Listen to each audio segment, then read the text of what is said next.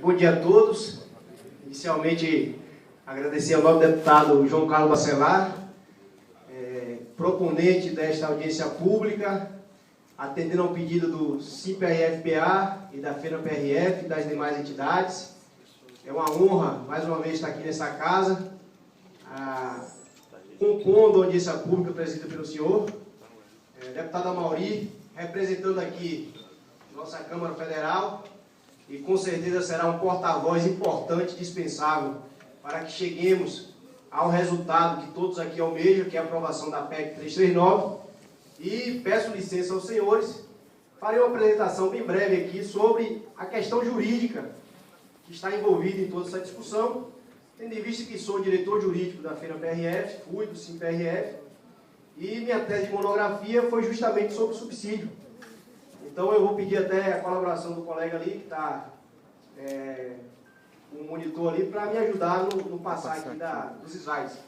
Então, eu trago aqui a discussão sobre o subsídio, e o subsídio, o conceito dele, ele se extrai por exclusão. Não há em nenhum lugar do ordenamento jurídico o conceito de subsídio. Porque o parágrafo 4 do artigo 39 da Constituição Federal, ele diz que o membro de poder, detentor de mandato eletivo, ministros de Estado, secretários estaduais, serão remunerados exclusivamente por subsídio fixado em parcela única, vedado o acréscimo de qualquer gratificação adicional, abono, prêmio, verba de representação ou outra espécie remuneratória.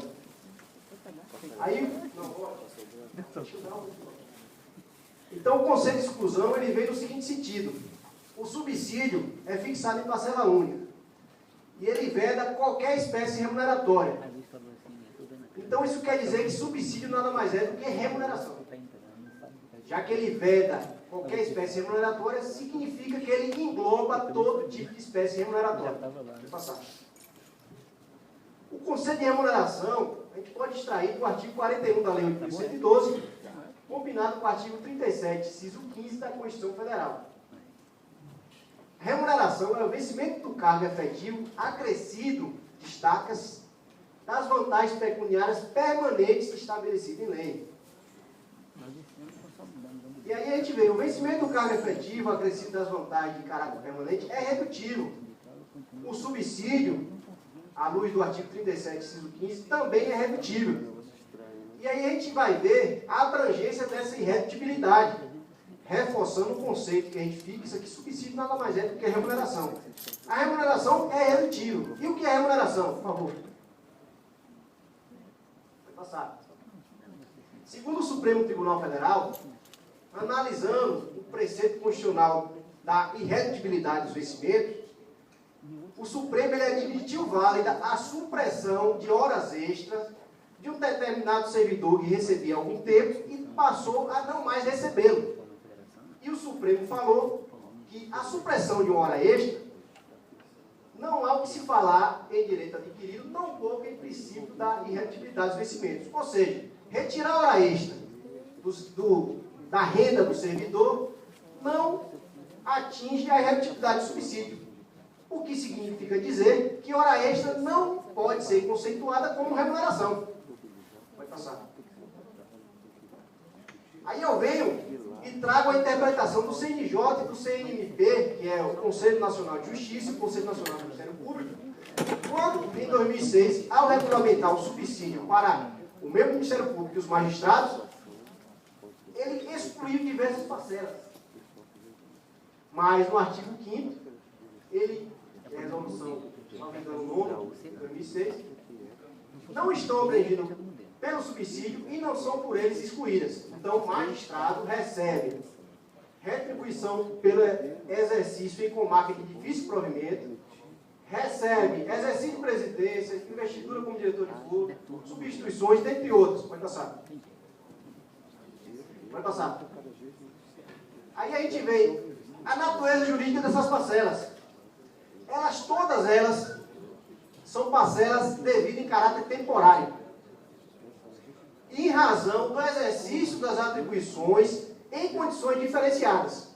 O magistrado que trabalha em uma comarca de difícil provimento, ele pressupõe uma atividade mais complexa do que aquele que elabora uma atividade em uma comarca de fácil acesso, porque ele vai estar desprovido de serviço de saúde, serviço de transporte, serviço de educação, entre outros. E eu destaco isso aqui.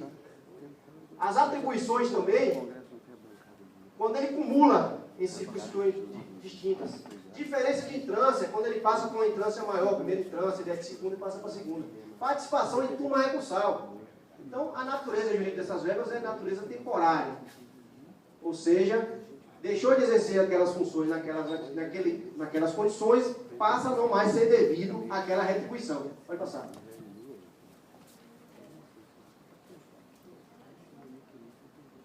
E aí, os servidores públicos. Quando a gente vai para a regulamentação do subsídio para os servidores públicos, o artigo 5º da Lei 11.358, ele vedou o pagamento adicional de atividade insalubre, perigosa, penosa, adicional noturno e prestação de serviço extraordinário. Todas elas, tal qual aquelas diversas vantagens dos magistrados e do membro do Ministério Público, são vantagens de natureza temporária, transitória, devida apenas e tão somente enquanto perdurar o exercício de suas atribuições em condições diferenciadas. Pode passar. E aí, assim, a própria lei que veda o pagamento adicional e de várias outras gratificações, preservou o pagamento de gratificação natalina, adicional de férias, abono de permanência e gratificação de função. Bom, é proibido qualquer gratificação porque a própria lei que proibiu permite pagamento. Ou seja, há uma total incompreensão da própria lei. Há uma posição conflitante dela. Pode passar. Aí, com essas vedações, o que é que a gente também, além de toda esse conflito aparente das normas, a gente vem para as vedações ao trabalho noturno. O trabalho noturno, no artigo 7º, inciso 9º da Constituição Federal, ele deve ser recompensado em um valor maior. Se hoje o policial rodoviário federal, toda a Receita, Receita, Saldo Fiscal Peculiar, recebe o valor igual ao quem trabalha de diurno, ele está exercendo o trabalho sem estar remunerando por tal, ou seja, está exercendo o trabalho de forma gratuita, o que é vedado pela Constituição Federal e pelo artigo 4º da Lei 8.112, que é proibida a prestação de serviços gratuitos. De igual modo, quando se trabalha além da jornada legalmente estipulada, ele não está sendo retribuído pelo esse trabalho a maior. Então, na verdade, a PEC 339, eu transcrevo aí as alterações mais importantes que ela faz na Constituição Federal, ela preserva todo o parágrafo 4º e traz uma exceção, que são as verbas previstas no parágrafo 3º do mesmo artigo, que é adicional noturno, hora extra, insalubridade, periculosidade, e qualquer outra fixada em caráter transitório.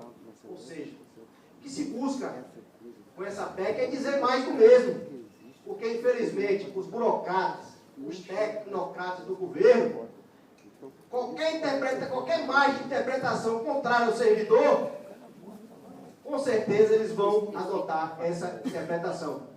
E o que é que a gente faz com a PEC? Eu defendo que não alteramos a Constituição.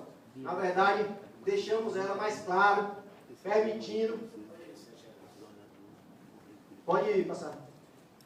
Permitindo assim que todas essas categorias que recebem por subsídio sejam tratadas à luz da Convenção 171 da OIT, que assegura o trabalho noturno retribuído em valor diferenciado, assegura toda a categoria, a isonomia com qualquer trabalhador, eu diria internacionalmente falando. Então, não há qualquer justificativa para que essa injustiça que vem desde 2006 continue a ser perpetrada para toda a categoria. Um grande abraço a todos, farei as considerações finais, onde agradecerei a todos os presentes. Um abraço.